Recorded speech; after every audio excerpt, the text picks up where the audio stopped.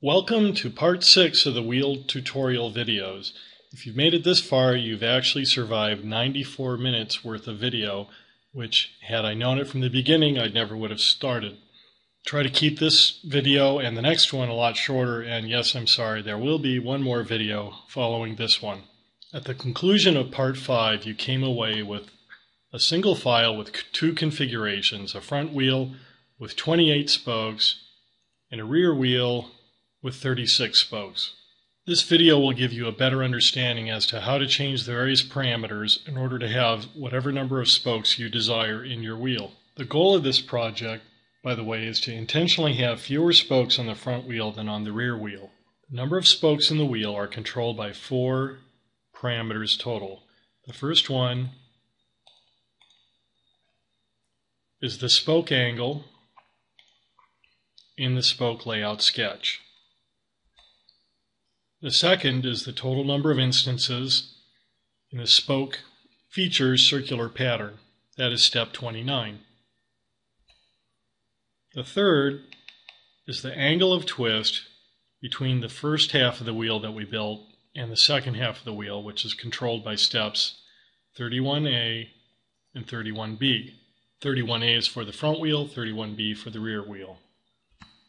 And finally, the last parameter is number of instances in the rim spoke hole pattern, step number 38.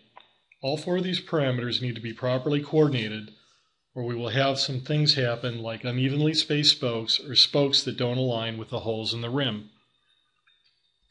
Let's do an experiment with the front wheel to demonstrate. You'll recall that right now the front wheel has a total of 28 spokes. Let's change our parameters to make it a 24-spoke wheel. And also, always remember that the total number of spokes has to be a multiple of 4. Editing the spoke layout sketch,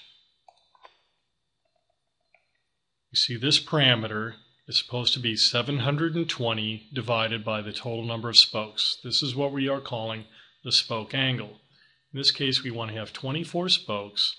So this angle, and we'll let SOLIDWORKS do the work, is going to be 720 divided by 24, which yields a spoke angle of 30 degrees. Let's finish this sketch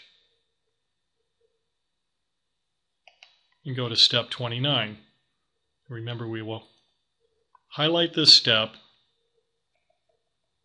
zoom in so we can see the number of instances in this pattern, and we'll double click on this dimension.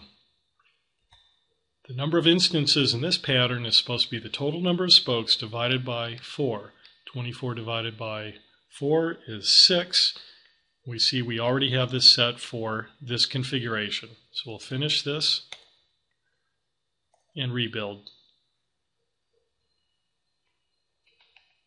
Now we see the spokes are not quite evenly spaced, and this is because we have to change the angle of twist between the two halves of the wheel, which is step 31. Go ahead and edit this feature. We want this angle to be 360 divided by the total number of spokes. Incidentally, that's equal to half of our spoke angle. So again, letting SOLIDWORKS do the work, 360 divided by 24 is 15 degrees. Now we see that the spokes are evenly spaced around the perimeter at the rim. Finally, we go down to step 38, and we can see that our spoke holes are not matching up with the spokes, so we will highlight that feature in the feature tree, zoom in to where we can see the number of instances in the pattern is set at 28 at the moment. Do a rapid double click. Didn't quite do it right.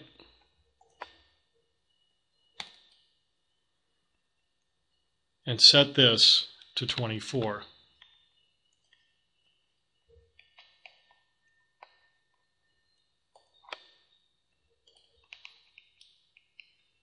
Highlighting the spoke hole pattern again, we see now that the holes match up perfectly with the ends of the spokes. And that's it, just 4 parameters to change, which is pretty easy. Let's take a close-up look at the hub And we see what's happening here is this outside spoke is passing slightly in front of the button from the inside spoke. That's probably okay, and I think I've seen rims that actually have this sort of a feature, but it pretty much indicates that 24 is the lowest number of spokes we can have in our wheel if we want the spokes to be evenly spaced at the rim and at the hub. And if we zoom in again, we also notice that the spoke is biting into the edge of the flange quite a bit, so you might want to actually increase the radius here on the end of the spoke. Now I'm going to change the parameters one more time so that we only have 20 spokes in the wheel, and we'll see what's going to happen in this area. I'll just show you the result rather than showing you all the steps. Here we see if we go down to 20 spokes, we have two big problems. One is that this spoke button is almost completely blocked by the adjacent spoke from the outside, and we also see that this spoke wants to pass right through the flange. Now in real life, of course, this spoke would go across the face of the flange and then bend severely to get around the edge. This further confirms that we do not want to use this method to go down to as few as 20 spokes. This whole problem is occurring because of the fact that there are so few spokes, the angle between the spokes is very large. And these spokes, for example, are emanating from the flange slightly to the left of the axle, whereas they're going to the rim on the right side of the axle. So they're on the opposite side of the flange. So what if we want to have 20 or 16 or 12 spokes? Well, 12 maybe is too few. The answer is not to have the spokes spaced evenly. Here's an example of a rim that has 20 spokes, and we see that the spokes within a cluster are evenly spaced, but the gap between the clusters is obviously greater than the gap between the spokes within a cluster. To achieve this, we're going to go back to our spoke layout sketch. Normally for 20 spokes, we want this to be 36 degrees. But what we want to do is use an angle that is no more than about 25 or 26 degrees so that the end of the spoke is not passing to the left side of the axle. So I'm going to just change this to about 26 degrees. You see that brings the spokes back to the right side of the axle, and I'll finish the sketch. Now we see the spoke is not passing in front of a spoke button anymore, and we also see that we have the spokes clustered in groupings of 2. Zooming out, we can see more distinctive clusters now with larger gaps between the clusters of spokes, but we see within the clusters the spokes are not yet evenly spaced. We need to change the twist angle between the front half, or rather the first half and the second half of the wheel, so that it is exactly equal to half of the spoke angle that we chose in the spoke layout sketch. So going back to step 31A, you remember that our spoke angle we decided on was 26 degrees. Half of that is 13.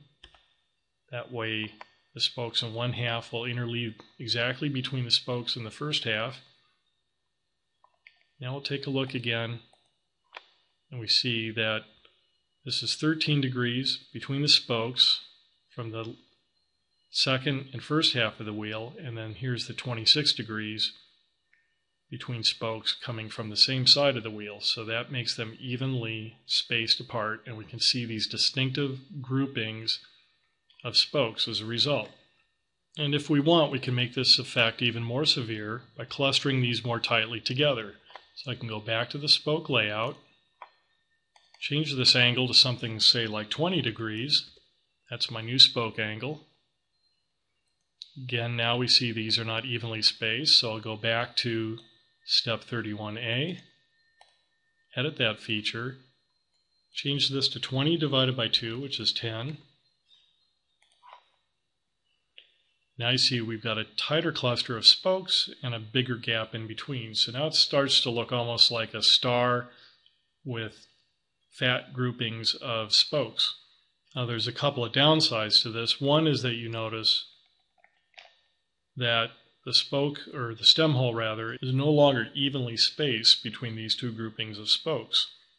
The other problem is that my spoke holes, which were evenly spaced out, of course, do not align with the spokes anymore.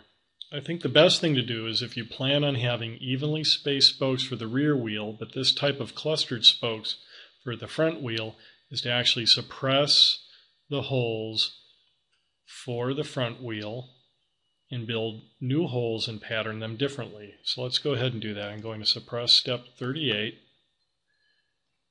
And then what I'm going to do is, on the front plane, draw a new sketch.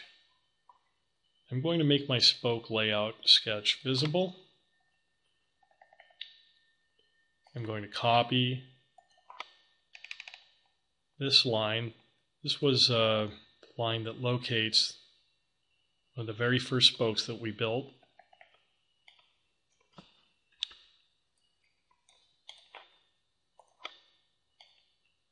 Just like before, we are going to revolve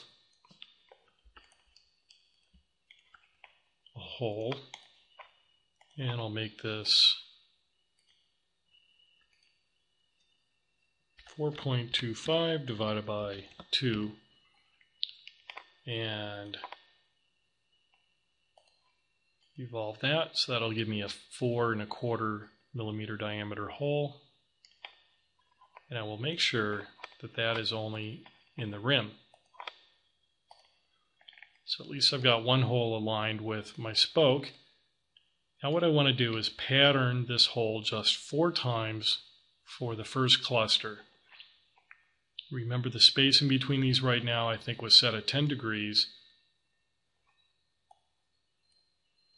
So selecting circular pattern, I'm going to select axis 1.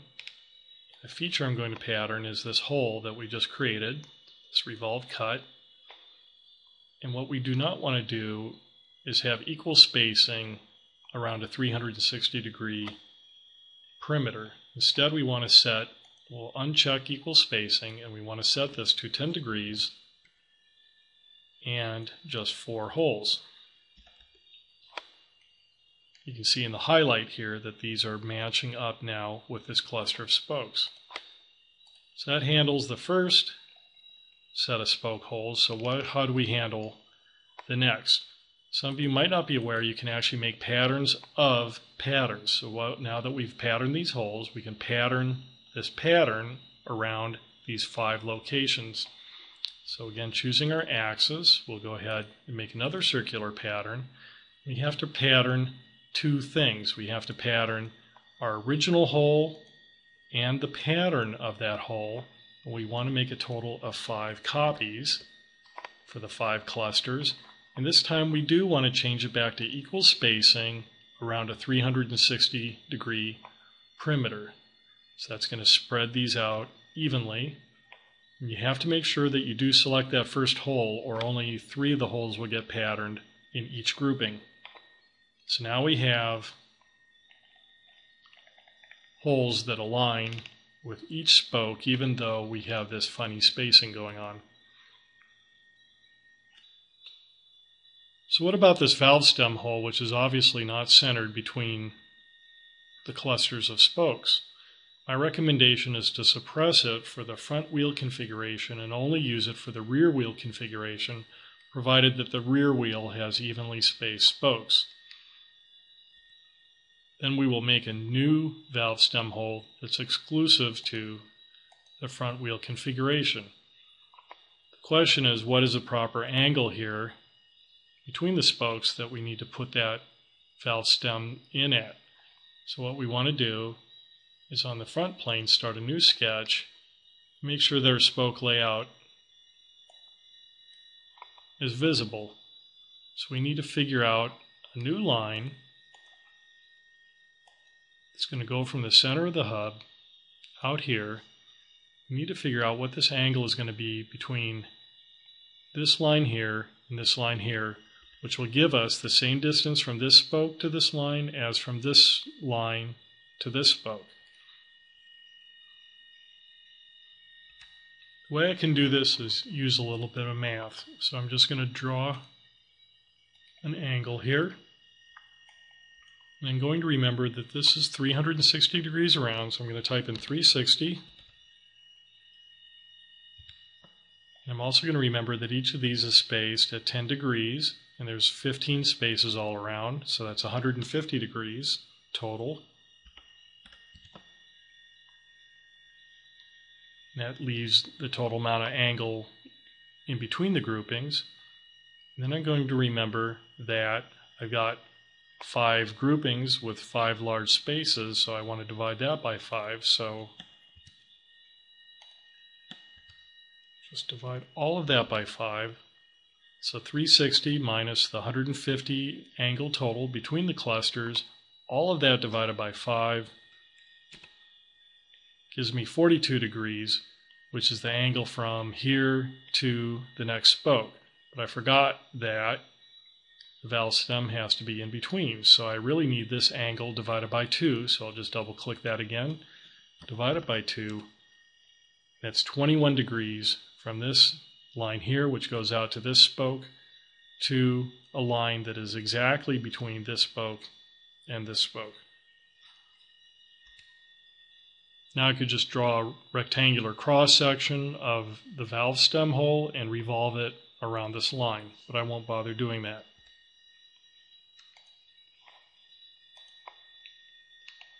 So I hope you have fun playing around with the number of spokes in the wheel, and remember that the rear wheel should have 32 or 36 spokes and probably be evenly spaced. And then I would probably go down to no fewer than 20 spokes or perhaps 16 spokes on the front wheel. And if you're going to go down to that few spokes, then you need to do this clustering sort of effect. You might even want to do it anyway, even if you're using more spokes than 20. The next video finally is going to be to take your wheel, your tire, your sprocket, all the other parts, and we're finally going to assemble them together in an assembly file, and that will finally be the end of this project.